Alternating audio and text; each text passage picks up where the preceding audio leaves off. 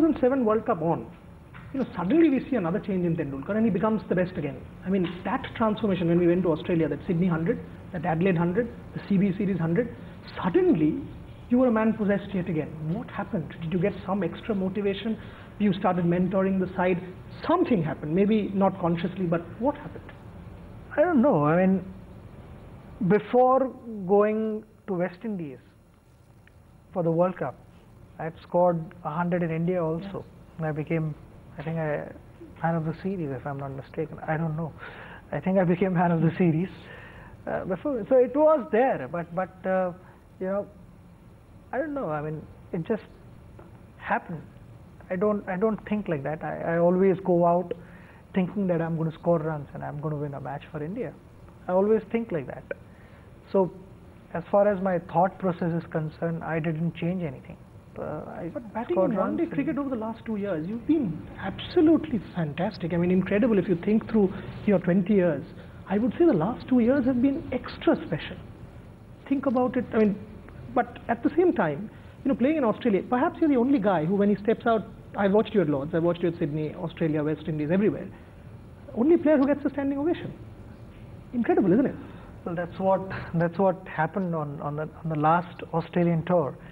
Whenever I walked into bat, I got standing ovation, and I was asked by so many guys, how does it feel? I said, I had to say jokingly that maybe they think that it's my last tour.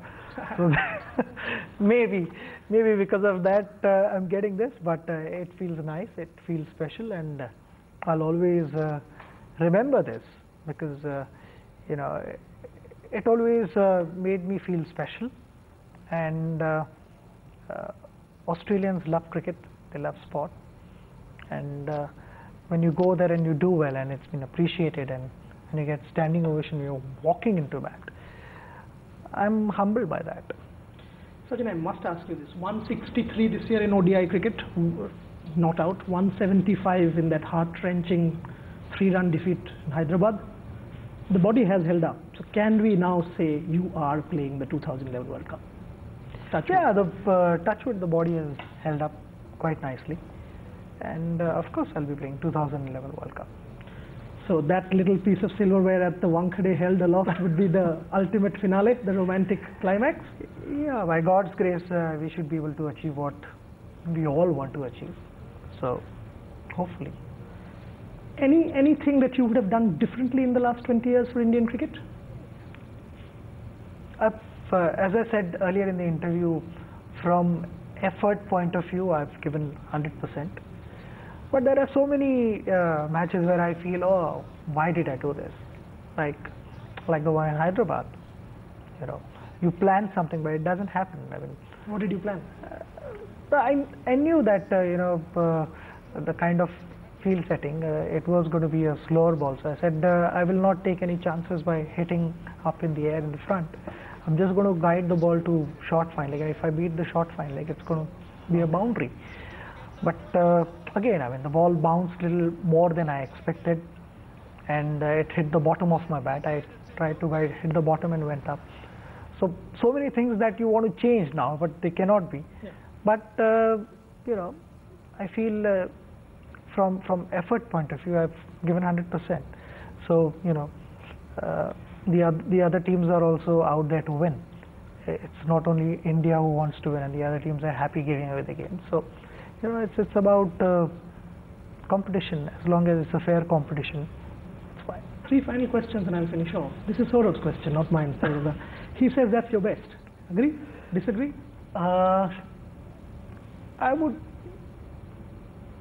would say maybe, yeah. I mean, I always feel, test matches require a more concentration, determination, grit, vision. His points were, you are 37. If we compare it with Chennai and Sharjah, you said you were 37. You fielded first. You're chasing 350. You batted till 47th over. Now that is inhuman. I texted you. I say I would have, had we won that game, I would have asked you, are you human? But those were his reasons.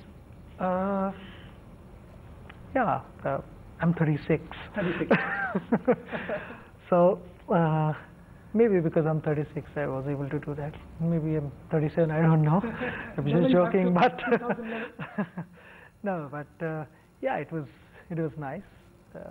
I felt I was in that zone, and when you are in that zone, then you don't know actually what's happening around you. You just want to watch the ball as closely as possible, and you're constantly planning. If the ball lands in these areas, then I'm going to play there or whatever. I mean, so I felt I was in that zone, and I was planning, and I didn't realize. And when the game had almost, we sort of won the game, I would say, but not won again. So close to it, but yet so far. And one thing that I've actually enjoyed a lot again, is your mentoring of younger players. That game, many others that I can sort of talk about. What do you tell them? I mean, the way you guide them, it's like a university teacher guiding a PhD student, sort of Suresh Raina, Ravindra Jadeja to some extent, or in the dressing room or in the practice sessions.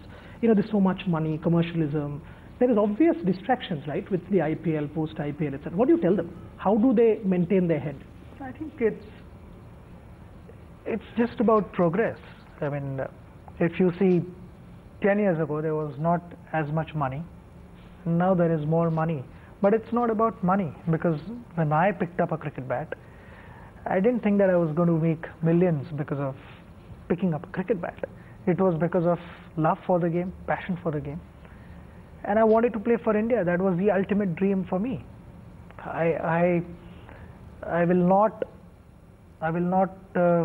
give even 0.1% away if somebody says, okay, would you compromise that much if we paid you this?